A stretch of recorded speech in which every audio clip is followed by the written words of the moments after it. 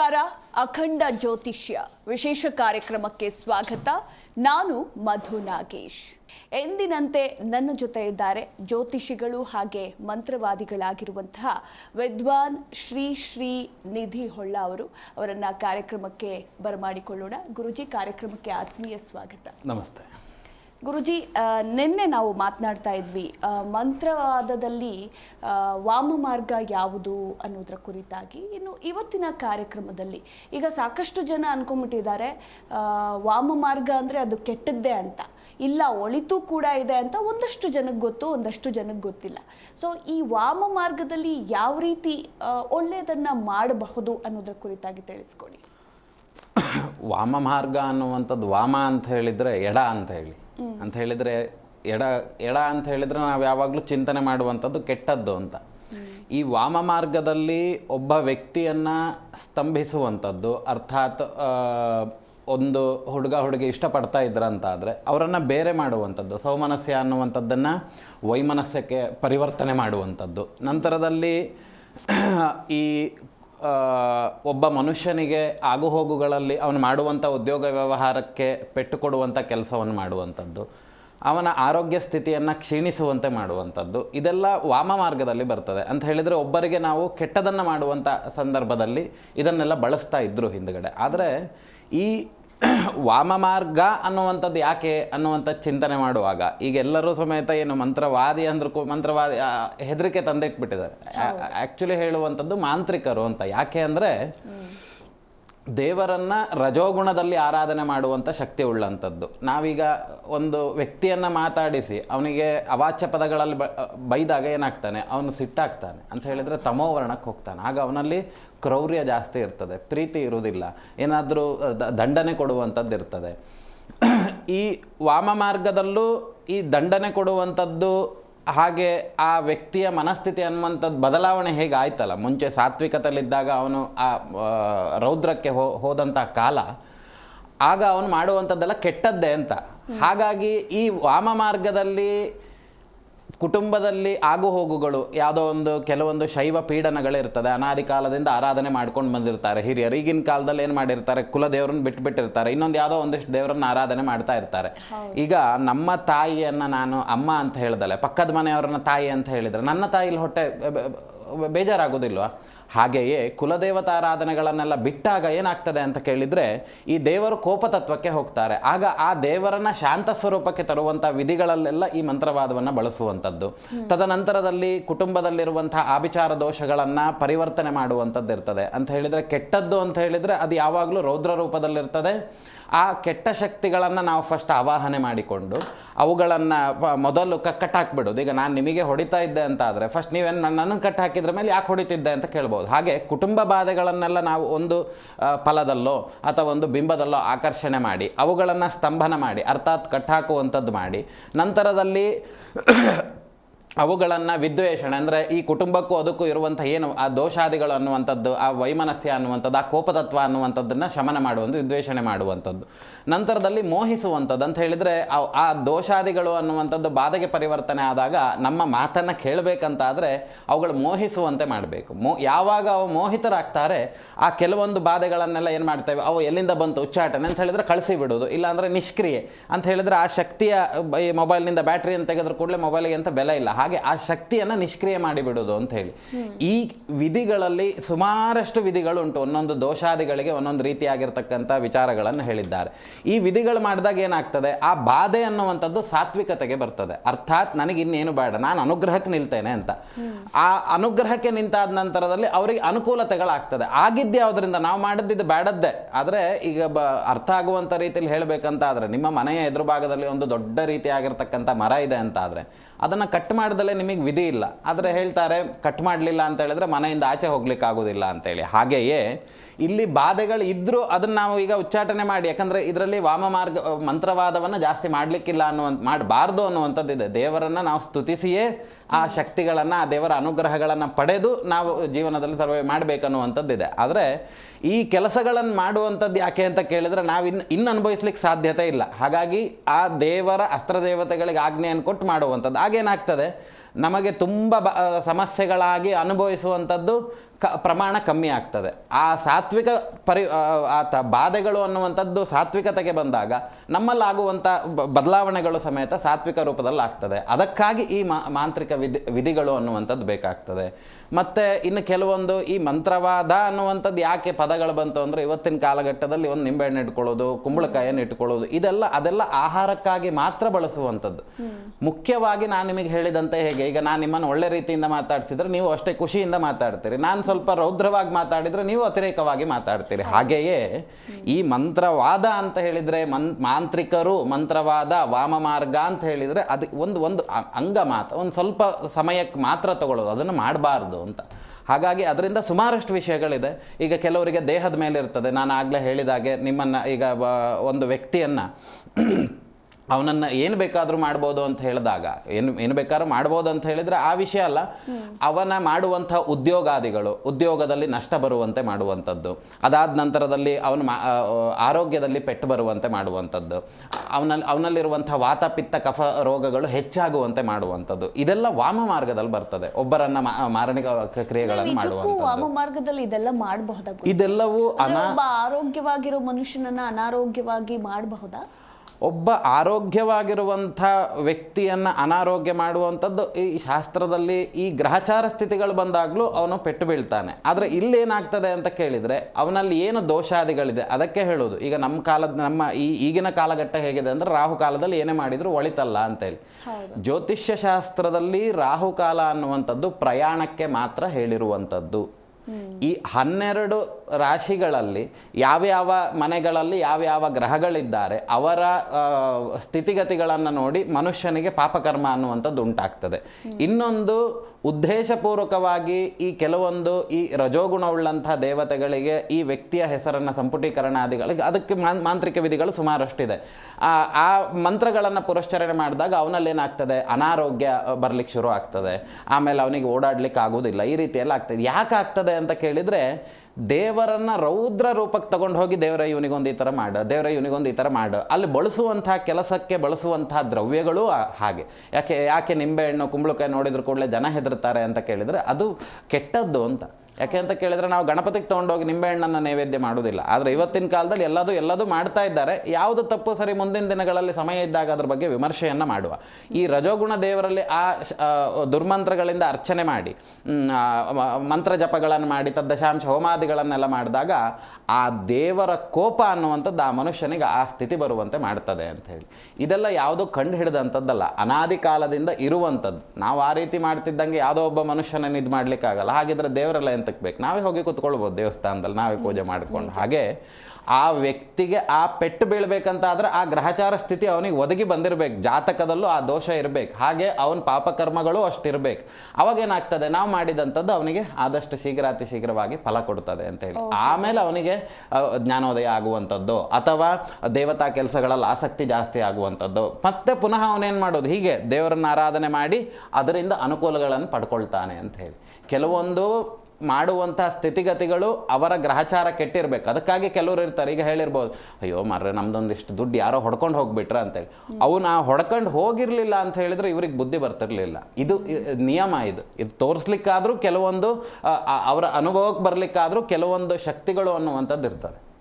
ಹಾಗೆ ವಿಷಯಗಳು. ಎಸ್ ಗುರುಜಿ, ಒಬ್ಬರು ಕಾಲರ್ ಇದ್ದಾರೆ, ಮಾತಾಡಿಸ್ಬಿಡೋಣ. ಹಲೋ ಹಲೋ ಹಲೋ ನಮಸ್ತೆ ಮಾ, ಎಲ್ಲಿಂದ ಕರೆ ಮಾಡಿದ್ದೀರಾ? ನಮಸ್ತೆ, ಹಾಸನಿಂದ. ನಿಮ್ಮ ಹೆಸರು? ವಿಶಾಲ. ಓಕೆ, ಗುರುಜಿ ಇದ್ದಾರೆ, ಮಾತಾಡಿ. ಹಲೋ ಹಲೋ ನಮಸ್ತೆ. ಹಲೋ ನಮಸ್ತೆ ಗುರುಜಿ. ನಮಸ್ತೆ. ನನ್ನ ಮಗಳು ಡೇಟ್ ಆಫ್ ಬರ್ತ್ 9/3/2000. 2000. ಹಾ, ಎಂತ ಕೇಳಬೇಕಿತ್ತ?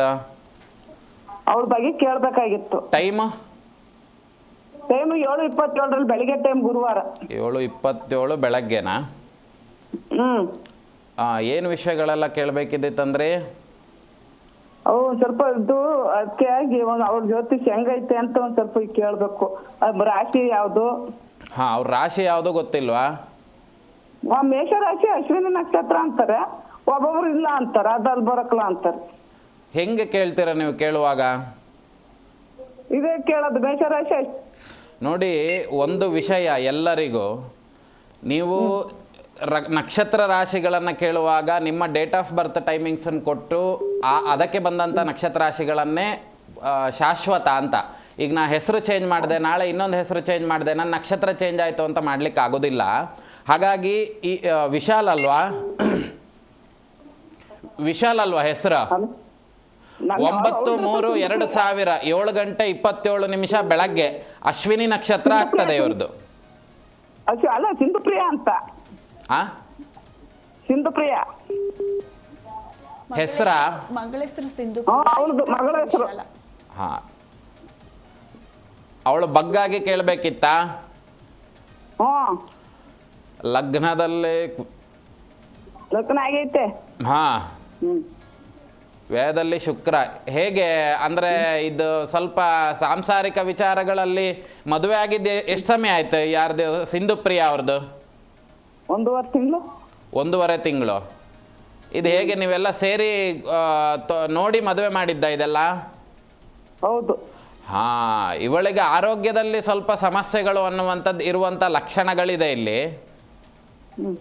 ಸ್ವಲ್ಪ ಹಣದ ವಿಚಾರಗಳಲ್ಲಿ ಪೋಲಾಗುವಂಥದ್ದು, ನಂತರದಲ್ಲಿ ಸ್ವಲ್ಪ ಈ ಐಹಿಕ ಅಂದರೆ ಈ ಭೌಗಿಕ ಜೀವನಗಳು ಅವಳಲ್ಲಿ ಬರುವಂಥದ್ದು, ಸುಖದಿಂದ ಇರುವಂಥ ಲಕ್ಷಣಗಳು, ಭೋಗಕಾರಕ ವಸ್ತುಗಳಿಂದ ಸುಖವನ್ನು ಪಡೆಯುವಂಥದ್ದು, ಈ ಥರದ್ದೆಲ್ಲ ಉಂಟು. ಆದರೆ ವೇದದಲ್ಲಿ ಶುಕ್ರ ಆದರೆ ಒಂದು ಈ ಬೇರೆ ಅಂತ ಕೇಳಿದರೆ ಅವಳ ವಿವಾಹ ಸಂಬಂಧಿತ ಮದುವೆ ಆಗಿ ಹೊಸದಾಗಿ ಆಗಿರೋದ್ರಿಂದ ಜಾಸ್ತಿ ವಿಮರ್ಶೆ ಅಲ್ಲ. ನೀವು ಯಾವುದಾದ್ರೂ ವಿಚಾರಗಳ ಬಗ್ಗೆ ಕೇಳಬೇಕನ್ನೋದಾದ್ರೆ ಅದ್ರ ಬಗ್ಗೆ ನಾವು ಕೊಡ್ಬೋದು, ವಿಷಯವನ್ನು ಹೇಳ್ಬೋದು.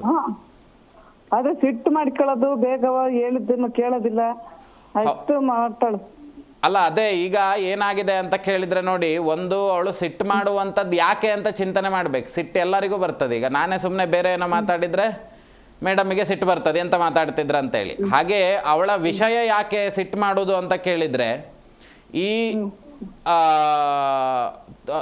ನಾ ಹೇಳಿದಂಥ ವಿಷಯಗಳೇ ಸತ್ಯವಾಗಬೇಕು, ಸತ್ಯವಾದಂಥ ವಿಚಾರಗಳನ್ನು ಒಪ್ಪುವುದಿಲ್ಲ, ನಾ ಹೇಳಿದಂಥದ್ದೇ ಆಗಬೇಕು ಅನ್ನುವಂಥ ಮಾನಸಿಕ ಸ್ಥಿತಿಗತಿಗಳು ಉಳ್ಳಂಥವಳು.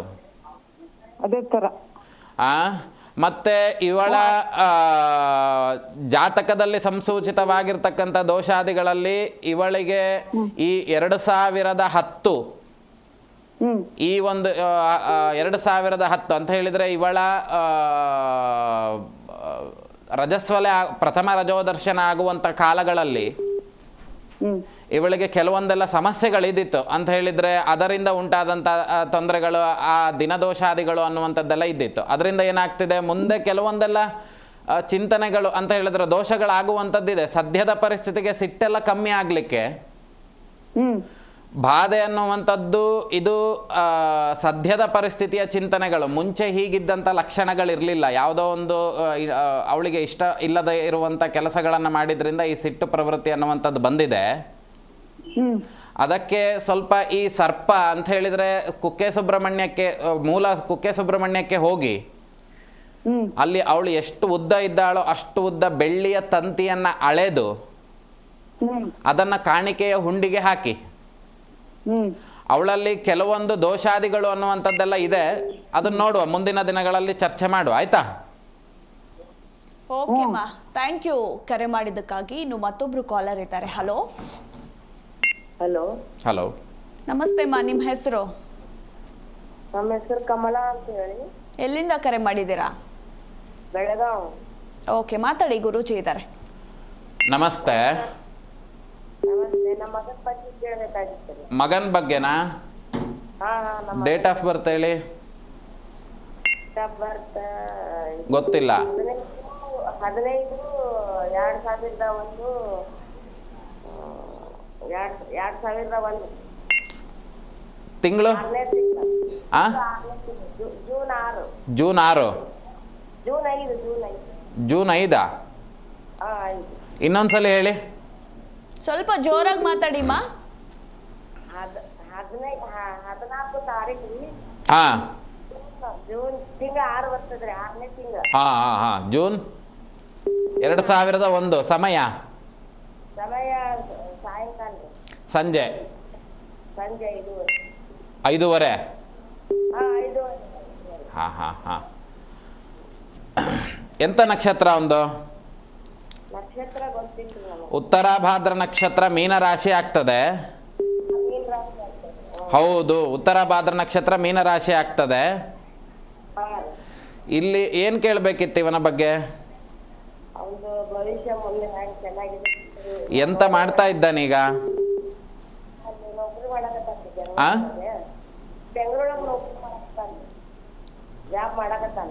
ಅವನು ಸ್ವಂತ ಉದ್ಯೋಗ ಏನಾರು ಮಾಡ್ತಾ ಇದ್ನ? ಇರುವಂಥ ಸ್ವಂತ ಅಂದರೆ ಸ್ವಂತ ಊರಿನಲ್ಲಿ, ಹುಟ್ಟಿದಂಥ ಊರಿನಲ್ಲಿ ಸ್ವಂತ ಉದ್ಯೋಗ ಏನಾದರೂ ಇದೀತಾ? ಇಲ್ಲ ಇಲ್ಲ, ನಮ್ದು ಸ್ವಂತ ಉದ್ಯೋಗ ಏನೂ ಇಲ್ಲ. ಹಾಂ ಹಾಂ ಹಾಂ. ಇವ್ರು ಏನು ಕೆಲಸ ಮಾಡ್ತಾ ಇರೋದೀಗ? ಅಲ್ಲಿ ಯಾವ್ದೋ ಆಫೀಸ್ ಒಳಗೆ ಹೋಗ್ತಾ ಇದ್ದಾನೆ. ಇದು ಇವ್ರದ್ದು ಕೆಲಸ ಅನ್ನುವಂಥದ್ದು ಏನಾಗಿದೆ ಅಂತ ಕೇಳಿದರೆ, ಒಂದು ಕಡೆ ತಟಸ್ಥವಾಗಿ ನಿಲ್ಲುವಂಥ ಯೋಗಗಳು ಅನ್ನುವಂಥದ್ದು ಇಲ್ಲಿ ಗೋಚರಕ್ಕೆ ಬರ್ತಾ ಇಲ್ಲ. ಸ್ವಲ್ಪ ಸುತ್ತಾಡುವಂಥ ಪ್ರವೃತ್ತಿ ಉಳ್ಳಂಥವರು ಅಂತ ಹೇಳಿದರೆ, ಒಂದರಿಂದ ಒಂದು ಕಡೆ ಕೆಲಸ ಚೇಂಜ್ ಮಾಡುವಂಥ ಯೋಗಗಳು ಇಲ್ಲಿ ಗೋಚರಕ್ಕೆ ಬರ್ತಾ ಇದೆ. ಹಾಂ ಸ್ವಲ್ಪ ಹಣದ ವಿಚಾರಗಳಲ್ಲಿ ಎಚ್ಚರವನ್ನು ವಹಿಸಬೇಕು. ಹಾಂ ಕುಲದೇವತಾ ದರ್ಶನ ಅನ್ನುವಂಥದ್ದು ಆಗಬೇಕು. ಹಾಂ ಆರೋಗ್ಯ ಸಂಬಂಧಿತವಾಗಿ ಕಾಲು ಮತ್ತು ಪಾದಕ್ಕೆ ಸಂಬಂಧಿತವಾಗಿರ್ತಕ್ಕಂಥ ಸಮಸ್ಯೆಗಳು ಬರುವಂಥ ಲಕ್ಷಣಗಳಿದೆ. ಹಾಂ ಹಾಗಾಗಿ ಒಂದು ಗಣಪತಿಯನ್ನು ಆರಾಧನೆ ಮಾಡುವಂಥದ್ದು ಉತ್ತಮ. ಪ್ರತಿನಿತ್ಯ ಹೋಗಿ ಒಂದು ಒಳ್ಳೆ ರೀತಿಯಲ್ಲಿ ಗಣಪತಿಯ ಆರಾಧನೆ ಆಗುವಂಥ ಸ್ಥಳದಲ್ಲಿ ಹಾಂ ಆ ಗರಿಕೆಯನ್ನು ಸಮರ್ಪಣೆ ಮಾಡಿ ಪ್ರದಕ್ಷಿಣೆ ನಮಸ್ಕಾರಾದಿಗಳನ್ನು ಹಾಕಿ ಬರುವಂಥದ್ದು ಉತ್ತಮ ಸದ್ಯದ ಪರಿಸ್ಥಿತಿಗೆ. ಹಾಂ ನಂತರ ಕೆಲವೊಂದು ಕಂಟಕ ಕಾಲಗಳೆಲ್ಲ ಇದೆ ಅಂತ ಹೇಳಿದರೆ, ಹೊಟ್ಟೆಗೆ ಮತ್ತು ಎಲ್ಲ ಕಾಲಿಗೆ ಪಾದಕ್ಕೆ ಸಂಬಂಧಿತವಾಗಿರ್ತಕ್ಕಂಥ ಸಮಸ್ಯೆಗಳು ಬರುವಂಥದ್ದಿದೆ. ಹಾಂ ಸದ್ಯದ ಪರಿಸ್ಥಿತಿ ಗಣಪತಿಯನ್ನು ಆರಾಧನೆ ಮಾಡಿ ನಂತರದಲ್ಲಿ ದಾರಿ ಸಿಗ್ತದೆ. ಆಯಿತಾ? ಓಕೆ. ಆಮೇಲೆ ಅವ್ನ ಮದ್ವೆ ಇದೆ ಹಂಗ್ರಿ. ಮದ್ವೆ ಮಾಡೋದ್ರಿ. ಮದುವೆ ವಿಚಾರದಲ್ಲಿ ಅವನಿಗೆ ಸ್ವಲ್ಪ ಈ ದೈವಿಕವಾಗಿರ್ತಕ್ಕಂಥ ಭಕ್ತಿಗಳು ಅಥವಾ ದೇವರ ಮೇಲೆ ಈ ಸಾಂಸಾರಿಕ ಜೀವನದಲ್ಲಿ ಆಸಕ್ತಿ ಇಲ್ಲದಲೇ ಇರುವಂಥ ಲಕ್ಷಣಗಳು ಕಾಣಿಸ್ತಾ ಉಂಟು. ಹೌದಾ? ಹೌದ್ರಿ. ಮತ್ತೆ ಈಗ ಏನ್ ಮಾಡುದ್ರಿ?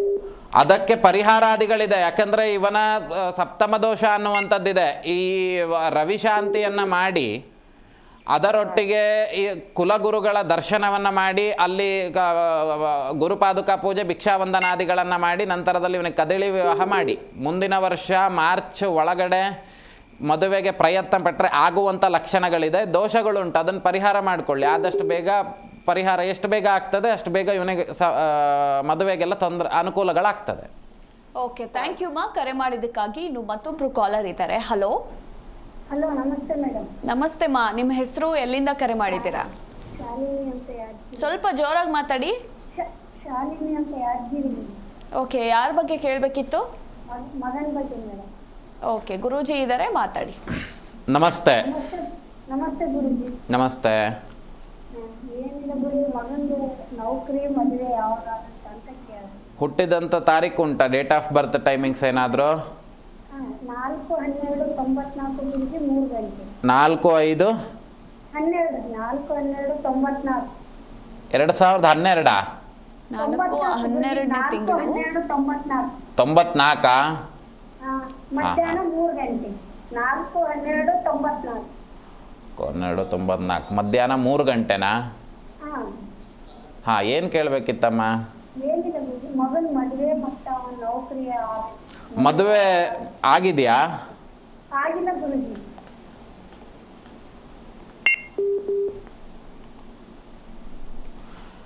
ಈ ಮದುವೆಗೆ ಪ್ರೀತ್ಯರ್ಥವಾಗಿ ಏನಾದರೂ ದೇವತಾ ಕೆಲಸಗಳನ್ನೆಲ್ಲ ಏನಾದರೂ ಮಾಡ್ಕೊಂಡಿದ್ರಾ? ಏನಿಲ್ಲ ಗುರುಜಿ.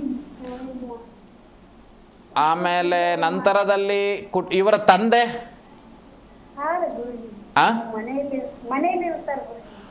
ತಂದೆ ಈಗ ನೋಡಿ ಇಲ್ಲಿ ಏನಾಗಿದೆ ಅಂತ ಕೇಳಿದರೆ, ಒಂದು ಸ್ತ್ರೀ ಸಂಬಂಧಿತವಾಗಿರ್ತಕ್ಕಂಥ ದೋಷಾದಿಗಳು ಕುಟುಂಬದಲ್ಲಿ ಈ ದುರ್ಮರಣಾದಿಗಳಾಗಿರುವಂಥದ್ದು, ಆತ್ಮಹತ್ಯೆಗಳನ್ನು ಮಾಡಿಕೊಂಡು ಒಂದು ಸ್ತ್ರೀ, ಯಾಕೆ ಅಂತ ಕೇಳಿದರೆ ಇಲ್ಲಿ ಸ್ತ್ರೀಯಿಂದ ತುಂಬ ದೋಷಾದಿಗಳು ಅನ್ನುವಂಥದ್ದು ಕಾಣಿಸ್ತಾ ಉಂಟು.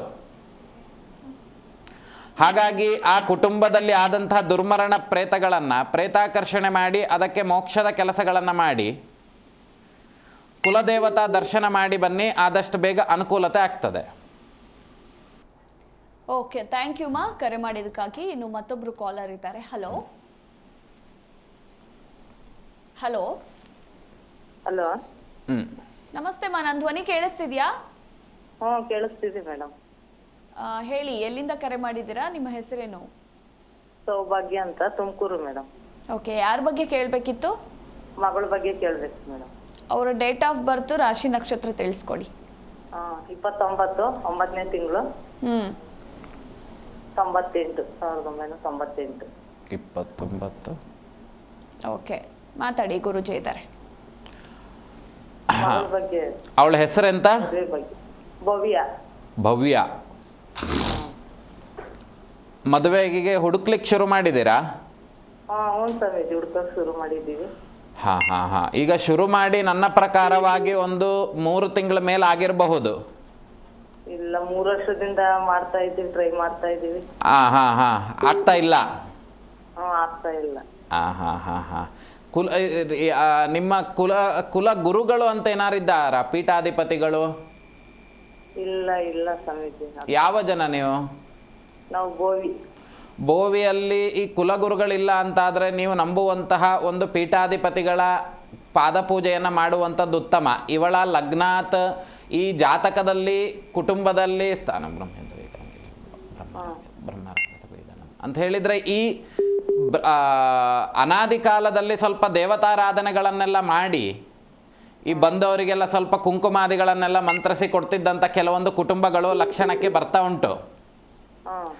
ಅದರಿಂದ ಕೆಲವೊಂದು ದೋಷಾದಿಗಳನ್ನುವಂಥದ್ದಾಗಿ ವಿವಾಹಕ್ಕೆ ಪ್ರತಿಬಂಧಕ ಆಗ್ತಾ ಇದೆ. ಇವಳಿಗೆ ಏನಾಗ್ತಾ ಇದೆ ಅಂತ ಕೇಳಿದರೆ, ಹುಡುಕ್ಲಿಕ್ಕೆ ಎಲ್ಲ ಕಡೆ ನೀವು ಜಾತಕವನ್ನು ಬಿಡುಗಡೆ ಮಾಡ್ತಾ ಇದ್ದೀರಿ, ಆದರೆ ಇಲ್ಲಿ ಯಾರೇ ಆದರೂ ಸಮೇತ ಒಪ್ಪೋದಿಲ್ಲ. ಇಲ್ಲ ಅಂತ ಹೇಳಿದರೆ ಮತ್ತೆ ಪುನಃ ಹೇಳ್ತೇವೆ, ಈ ನಿಮ್ಮನ್ನು ಗಮನಿಸ್ದಲೇ ಇರುವಂಥದ್ದು ಈ ರೀತಿಯೇ ಆಗ್ತಾ ಉಂಟು. ಮದುವೆ ವಿಚಾರದಲ್ಲಿ ಮುಂದುವರಿಲಿಕ್ಕೆ ಆಗ್ತಾ ಇಲ್ಲ.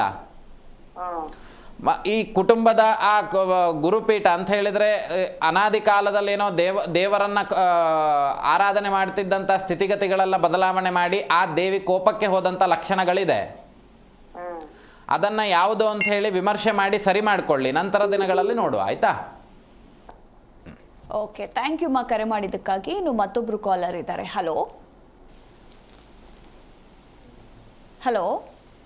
ಓಕೆ, ಕರೆ ಕಟ್ಟಾಗಿದೆ ಅನ್ಸುತ್ತೆ ಗುರುಜಿ. ಗುರುಜಿ, ನಾವು ವಾಮ ಮಾರ್ಗದ ಬಗ್ಗೆ ಮಾತನಾಡ್ತಾ ಇದ್ವಿ. ಸೊ ಈ ವಾಮ ಮಾರ್ಗ ಬರೀ ಕೆಟ್ಟದ್ದು ಹಾಗೆ ಒಳಿತು ಅಷ್ಟೇ ಅಲ್ಲ, ಒಂದು ವೇಳೆ ಏನಾದರೂ ರಿವರ್ಸ್ ಅಂದರೆ ಪೆಟ್ಟು ಕೊಟ್ಟರೆ ಅದು ಯಾವ ರೀತಿ ಇರುತ್ತೆ ಅಂತ. ಈಗ ಹಿಂದಿನ ಕಾಲಗಳಲ್ಲಿ ನೀವು ನೋಡಿರ್ಬೋದು, ದೇವರಿಗೆ ನಾವು ದೂರನ್ನು ಕೊಟ್ವಿ ಅಂತ ಆದರೆ ಅವ್ರ ಮನೆಯಲ್ಲಿ ಅನ್ನ ನೀರುಗಳನ್ನು ತಿನ್ನಬಾರ್ದು, ಅವರ ನೆರಳು ನಮ್ಮ ಮೇಲೆ ಸೋಕಬಾರ್ದು ಅಂತ ಹೇಳ್ತಾ ಇದ್ರು, ನೀವು ಕೇಳಿರಬಹುದು. ಯಾಕೆ ಅಂತ ಕೇಳಿದರೆ, ಒಬ್ಬ ಮನುಷ್ಯ ಅವನಲ್ಲಾಗುವಂತಹ ಎಲ್ಲ ಪ್ರಯತ್ನಗಳನ್ನು ಮಾಡಿ ಸೋತು ನಂತರದಲ್ಲಿ ಜ್ಯೋತಿಷ್ಯಕ್ಕೆ ಬರ್ತಾನೆ. ಅಂದರೆ ವಿಧಿ ಇರುವಂಥದ್ದು ನಾ ಹೇಳ್ತಿರೋದು. ಜ್ಯೋತಿಷ್ಯದಲ್ಲಿ ಏನು ಗೊತ್ತಾಗ್ತದೆ, ಇದು ಆಗ್ತದಾ ಇಲ್ವಾ ಅನ್ನುವಂಥದ್ದು ನಮಗೆ ಗೊತ್ತಾಗ್ತದೆ. ಹಾಗೆ ಈ ವಾಮ ಮಾರ್ಗದಲ್ಲಿ ವಾಪಸ್ ರಿವರ್ಸ್ ಹೇಗೆ ಹೊಡಿತದೆ ಅಂತ ಕೇಳಿದ್ರೆ, ಈಗ ಒಬ್ಬ ವ್ಯಕ್ತಿ ಇನ್ನೊಂದು ವ್ಯಕ್ತಿಗೆ ಆ ವಿದ್ವೇಷಣೆಗಳನ್ನು ಮಾಡಿಸಿರ್ತಾನೆ ಅಂತ ಹೇಳಿದರೆ, ಒಂದು ಹುಡುಗ ಹುಡುಗಿ ದೂರ ಆಗ್ಲಿಕ್ಕೆ ಏನೋ ಒಂದು ವಿದ್ವೇಷಣ ಕ್ರಿಯೆಗಳನ್ನು ಮಾಡಿರ್ತಾರೆ. ಆ ವಿದ್ವೇಷಣ ಕ್ರಿಯೆಗಳನ್ನು ಮಾಡಿದಾಗ ಆ ಹುಡುಗಿಯೇ ಬಂದು, ಇಲ್ಲ ನಾನು ಈ ಹುಡುಗನನ್ನು ನನ್ನಿಂದ ದೂರ ಆಗಬೇಕು, ನನಗೆ ತುಂಬ ಸಮಸ್ಯೆಗಳನ್ನು ಮಾಡ್ತಾ ಇದ್ದಾನೆ ಅಂತ ಹೇಳಿ ಅವ್ರು ನಮ್ಮ ಹತ್ರ ಬಂದು ಹೇಳಿದಾಗ ನಾವು ನೋಡೋದು ಯಾರು? ನಾವು ಜೋಬಲ್ಲಿ ಇದ್ದಿದ್ದೆ ಅಂತ ತೆಗೆದುಕೊಡೋದಿಲ್ಲ, ಮತ್ತು ಪ್ರಶ್ನೆಯನ್ನಿಟ್ಟು ನೋಡ್ತೇವೆ. ಅಲ್ಲಿ ಗುರುಗ್ರಹ, ಯಾಕೆಂದರೆ ಗುರುಗ್ರಹ ಅನುಕೂಲಕ್ಕೆ ಬಂತು ಅಂತಾದರೆ ಎಲ್ಲ ದೇವರ ಅನುಗ್ರಹ ಇದೆ ಅಂತೇಳಿ ಅರ್ಥ. ಆ ಅನುಕೂಲ ಬಂತ ಅಂತಾದರೆ ನಾವು ಮುಂದುವರಿತೇವೆ. ಮುಂದುವರೆದಾಗ ಏನಾಗ್ತದೆ, ನಾವು ಪ್ರಾರ್ಥನೆ ಮಾಡೋದು ದೇವ್ರ ಹತ್ರನೇ. ಅದಕ್ಕೆ ಅಂತ ಹೇಳಿ ಒಂದಿಷ್ಟು ದೇವರು ಇರ್ತದೆ, ರೌದ್ರ ದೇವರು, ಒಂದೊಂದಕ್ಕೆ ಒಂದೊಂದು ರೀತಿಯಾಗಿರ್ತಕ್ಕಂಥದ್ದುಂಟು, ಮುಂದಿನ ದಿನಗಳಲ್ಲಿ ನೋಡುವ. ಆ ದೇವರನ್ನು, ಆ ದೇವರ ಮೂಲ ಮಂತ್ರಗಳಿಗೆ ಇವರಿಬ್ಬರ ಹೆಸರನ್ನು ಸೇರಿಸ್ಕೊಂಡು ನಾವು ಜಪ ಮಾಡಿ ಸಂಕಲ್ಪ ಮಾಡಿ ದೇವರನ್ನು ರೌದ್ರ ರೂಪಕ್ಕೆ ತೆಗೆದುಕೊಂಡು ಹೋಗಿ ಈ ಕೆಲಸ ಆಗಬೇಕು, ಈ ಥರ ವಿಷಯಗಳು ಹೀಗೆ ನಡೀತದೆ. ನಾವಿಷ್ಟು ಮಾಡಿ ಇವರಿಲ್ಲಿ ಆಯಿತು ಏನೋ ಒಂದು ತಪ್ಪಾಗಿದೆ, ನಾವು ಇನ್ಮೇಲಿಂದ ಚೆನ್ನಾಗಿರುವ ಅನ್ನುವಂಥ ಸ್ಥಿತಿಗತಿಗಳಿಗೆ ಇವ್ರು ಹೋಗಿಬಿಟ್ರೆ, ಹೋಗಿದ್ದು ಯಾರು ಬುಡಕ್ಕೆ? ದೇವ್ರ ಬುಡಕ್ಕೆ. ಮಾಡಿದ್ಯಾವ ಪೂಜೆ? ದೇವತಾ ಪೂಜೆ. ಹಾಗಾಗಿ ಏನಾಗ್ತದೆ, ಇವರಿಬ್ಬರು ವಿಚಾರಗಳಲ್ಲಿ ತುಂಬ ತೊಂದರೆಗಳಾಗ್ತದೆ. ಮತ್ತೆ ಮಾಡಿದಂಥದ್ದು ಏನಾಗ್ತದೆ, ಇವರಲ್ಲೇ ವೈಮನಸ್ಸು ಬರ್ಲಿಕ್ಕೆ ಶುರು ಆಗ್ತದೆ. ಯಾವ ಕೆಲಸವನ್ನು ಸಂಕಲ್ಪಿಸಿ ಇದನ್ನು ಮಾಡಿದ್ರೂ ಅದು ಫಲಕಾರಿ ಆಗೋದಿಲ್ಲ. ಇದು ಅಲ್ದಲೆ ಇದು ನಿಮಗೆ ಒಂದು ಸಾಮಾನ್ಯ ಮಟ್ಟದಾಗಿರ್ತಕ್ಕಂಥ ದೋಷ, ಅಂದರೆ ಕೋಪತತ್ವಗಳು ಆಗಬಹುದು ಅಂತ ನಿಮ್ಮ ಚಿಂತನೆ ಇರುವಂಥದ್ದು. ಆದರೆ ದೇವರನ್ನ ರೌದ್ರ ರೂಪಕ್ಕೆ ತೆಗೆದುಕೊಂಡು ಹೋಗಿ ಅಲ್ಲಿ ನಾವು ಬೇಕಾಗಿರುವಂಥದ್ದು ಮಾಡಿ ನಾವೇ ವಿರುದ್ಧವಾಗಿ ಮಾಡಿದಾಗ, ಇನ್ನು ದೇವರ ಕೋಪಕ್ಕೆ ಹೋದಾಗ ಅವನ ಗ್ರಹಚಾರ ಸ್ಥಿತಿಗೆ ತಕ್ಕಂತೆ ಅವನಿಗೆ ಆಕ್ಸಿಡೆಂಟು ಆಗ್ಬೋದು ಅಥವಾ ಇನ್ನು ಯಾವುದೇ ರೀತಿಯಲ್ಲಾದರೂ ಸಮಸ್ಯೆ ಕೊಡ್ಬೋದು. ಅದು ಅವನವನ ಗ್ರಹಚಾರ. ಹಾಗೆ ಮರಣ ಸೂಚಕಗಳು ಬಂದು ಕೊಟ್ಟು ಬಿಡ್ತದೆ. ಯಾಕಂದ್ರೆ ದೇವರನ್ನ ನಾವು ರೌದ್ರಕ್ಕೆ ತಗೊಂಡು ಹೋಗಿರ್ತೇವೆ. ನಾವೀಗ ನಿಮಗೆ ಖುಷಿಯಾಗಿದ್ದಾಗ ಹೇಳಿದ ಮಾತನ್ನು ಬೇಕಾದ್ರೂ ನೀವು ಮರಿಬೋದು, ಸಿಟ್ಟಲ್ಲಿರ್ಬೇಕಾದ್ರೆ ನಾ ಹೇಳಿದಂಥ ಮಾತನ್ನ ಮರಿಲಿಕ್ಕೆ ಸಾಧ್ಯತೆ ಇಲ್ಲ. ಹಾಗೆ ಇದು ಯಾವುದೋ ನೀವು ಮನುಷ್ಯರಲ್ಲ, ಆದ್ರೆ ದೇವರನ್ನ ನಾವು ರಜೋಗುಣ ದೇವರನ್ನ ಆವಾಹನೆ ಮಾಡಿ ಆ ದೇವರಲ್ಲಿ ನಾವು ಈ ತರ ಸಂಕಲ್ಪಾದಿಗಳನ್ನು ಮಾಡಿ ಅದು ಕೋಪಕ್ಕೆ ಹೋಯ್ತು ಅಂತ ಆದ್ರೆ ಮನುಷ್ಯರಾದವ್ರು ನಾವೇನು ಅದ್ರ ಬಗ್ಗೆ ಡಿಸಿಷನ್ ತಗೊಳ್ಲಿಕ್ಕಾಗಲ್ಲ. ಏನಾಗ್ಬೋದು ಅಂತ, ಏನೂ ಆಗ್ಬೋದು. ಯಾಕೆ ಅಂದ್ರೆ ದೇವರ ಕೆಲಸಗಳಲ್ಲೇ ಅಯ್ಯೋ ಇವತ್ತು ನಾವು ಗೋಮೂತ್ರವನ್ನು ಸಿಂಪಡಣೆ ಮಾಡಲಿಲ್ಲ, ಬೆಳಗ್ಗೆ ಎದ್ರು ಕೂಡಲೇ ನಾನು ಎಡಭಾಗದಲ್ಲಿ ಎದ್ರೆ ಅಂತ ಅಂದ್ರೇನೆ ಎಷ್ಟು ಭಯ ಪಟ್ಟಿರ್ತೀವಿ ಏನೋ ಆಗ್ತದೆ ಅಂತ. ಅಂಥದ್ದು ಅಂತಹ ದೇವರನ್ನ, ಅಂತಹ ರೌದ್ರ ರೂಪವಾಗಿರುವಂತಹ ದೇವರನ್ನ, ರಜೋಗುಣ ಇದ್ದಂತಹ ದೇವರನ್ನ, ಅಷ್ಟು ಶಕ್ತಿಶಾಲಿ ಇರುವಂತಹ ದೇವರನ್ನ ಆರಾಧನೆ ಮಾಡಿ ನಾವೇ ತಪ್ಪು ದಾರಿಯನ್ನು ಹಿಡಿದಾಗ ಏನಾಗ್ತದೆ, ನಮಗೆ ಇದು ತೊಂದರೆಗಳಾಗ್ತದೆ. ಹಾಗಾಗಿ ಕೆಲವೊಂದು ಯಾರ ವಿಚಾರದಲ್ಲಿ ಬೇಕಾದರೂ ನಾವು ಅಲ್ಲೆಗಳಿಬೋದು, ದೇವರ ವಿಚಾರಗಳಲ್ಲಿ ಆ ಬದ್ಧತೆ ಅನ್ನುವಂಥದ್ದು ಇರಬೇಕು ಅಂತ ಹೇಳಿ. ಇಲ್ಲ ಅಂತ ಆದ್ರೆ ನಮಗೆ ಯಾವ ಪೆಟ್ಟು ಬೇಕಾದರೂ ಕೊಡ್ಬೋದು. ಅಂಗಹೀನಗಳಾಗ್ಬೋದು, ಬುದ್ಧಿ ಭ್ರಮಣೆ ಆಗ್ಬೋದು, ಹೃದಯ ಸ್ತಂಭನಾದಿಗಳಾಗ್ಬೋದು. ಸತ್ತಂತಹ ವ್ಯಕ್ತಿ ಯಾಕೆ ಸತ್ತ ಅಂತ ಯಾರೂ ವಿಮರ್ಶೆ ಮಾಡೋದಿಲ್ಲ, ಅದು ಜ್ಯೋತಿಷ್ಯದಲ್ಲೂ ಬರೋದಿಲ್ಲ. ಆದರೆ ಅವನು ಮಾಡಿದಂಥ ಪಾಪಕರ್ಮಗಳಿಗೆ ಹಾಗಾಗಿದೆ, BP ಇತ್ತ ಹೋಯ್ತು ಅಂತ ಹೇಳ್ತಾರೆ. ಆದರೆ ಈ ದೇವರ ವಿಚಾರಗಳಲ್ಲಿ ಅನುಭವಿಸಿ ಅವನು ಮರಣ ಹೊಂದಿದಂತಹ ವ್ಯಕ್ತಿ ಅವನು ಯಾಕೆ ಹೋದ ಅಂತೇಳಿ ಯಾರ ಕೈಲೂ ಇವತ್ತಿಗೂ ವಿಮರ್ಶೆ ಕೊಡ್ಲಿಕ್ಕೆ ಸಾಧ್ಯತೆ ಇಲ್ಲ. ಈಗ ಯಾವುದೋ ಕೆಲವೆಲ್ಲ ಮರಣಗಳೆಲ್ಲ ಆಯಿತು, ಆದರೆ ಸ್ವಾಮೀಜಿ ಮೊನ್ನೆ ಫ್ಲೈಟ್ನಲ್ಲಿ ಮರಣ ಆಯಿತು, ಸುಮಾರು ಜನ ಸತ್ತೋದ್ರು, ಎಲ್ಲರದು ಒಂದೇ ರಾಶಿನ, ಒಂದೇ ನಕ್ಷತ್ರನ, ಒಂದೇ ಸಮಯನ ಅಂತ ನೀವು ಕೇಳ್ಬೋದು. ಅದೇ ಗ್ರಹಚಾರ ಅಂತ ಹೇಳೋದು. ದೇಶದಲ್ಲಿ ಯಾವಾಗ ದೇವರನ್ನ ಬಳಸಿಕೊಂಡು ಹಣ ಮಾಡಲಿಕ್ಕೆ ನಾವು ಚಿಂತನೆ ಮಾಡಿ ಅನಾಚಾರಗಳನ್ನು ಮಾಡ್ತೇವೋ ಈ ಥರ ಕೆಲಸಗಳೆಲ್ಲ ಆಗ್ತಾ ಬರ್ತದೆ. ನವಗ್ರಹಗಳ ಬಗ್ಗೆ ವಿಚಾರ ಮಾಡುವಂಥದ್ದು ಇವತ್ತು ಉದಯ ಲಗ್ನದಲ್ಲಿ ನೋಡುವಾಗ ತುಂಬ ಆಶ್ಚರ್ಯಕರವಾಗಿರ್ತಕ್ಕಂಥ ರಾಶಿಗಳು. ಇನ್ನು ಮುಂದೆ ಚಿನ್ನವನ್ನೆಲ್ಲ ನಾವು ಧಾರಣೆ ಮಾಡಲಿಕ್ಕೂ ಸಾಧ್ಯತೆ ಇಲ್ಲ. ಯಾಕೆ ಅಂತ ಕೇಳಿದರೆ ಲೋಹ ವಸ್ತುಗಳು, ಅಲಂಕಾರಿಕ ವಸ್ತುಗಳು ಅನ್ನುವಂಥದ್ದು ಅತಿರೇಕಕ್ಕೆ ಹೋಗ್ತದೆ, ಹಣ ದುಬಾರಿ ಆಗ್ತದೆ ಅಂತೇಳಿ.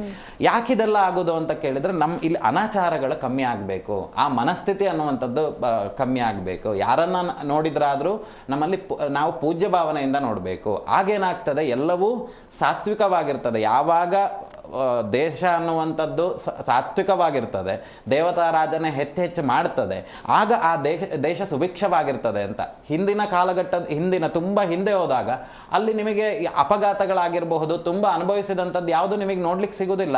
ಯಾಕೆ, ಈಗ ನಮ್ಮ ತಂದೆ, ಅವ್ರ ತಂದೆ ಕಾಲದ ಒಂದು 4 ತಲೆಮಾರು ಹಿಂದೆ ಹೋದ್ವಿ ಅಂತ ಆದರೆ ಅವರು ಒಂದು ತುಂಬ ನಿಯತ್ತಿನಿಂದ ಇರುವಂಥದ್ದು, ಮೋಸ ಮಾಡ್ದಲೇ ಇರುವಂಥದ್ದು, ಯಾರಿಗೂ ಕೆಟ್ಟದ್ದು ಬಯಸ್ದಲೇ ಇರುವಂಥದ್ದು ಇರ್ತಿದ್ರು. ಹಾಗಾಗಿ ಸುಭಿಕ್ಷವಾಗಿ ಇರ್ತಿತ್ತು. ಈಗೇನಾಗ್ತಿದೆ, ಅದ್ರ ವಿರುದ್ಧ ಆಗ್ತಾ ಉಂಟು. ಎಸ್ ಗುರುಜಿ, ಇವತ್ತಿನ ಕಾರ್ಯಕ್ರಮದಲ್ಲಿ ವಾಮ ಮಾರ್ಗದ ಬಗ್ಗೆ ಸಾಕಷ್ಟು ಮಾಹಿತಿಯನ್ನು ನೀವು ತಿಳಿಸಿಕೊಟ್ರಿ. ಮತ್ತೆ ನಾಳೆ ಭೇಟಿಯಾಗೋಣ. ಧನ್ಯವಾದಗಳು.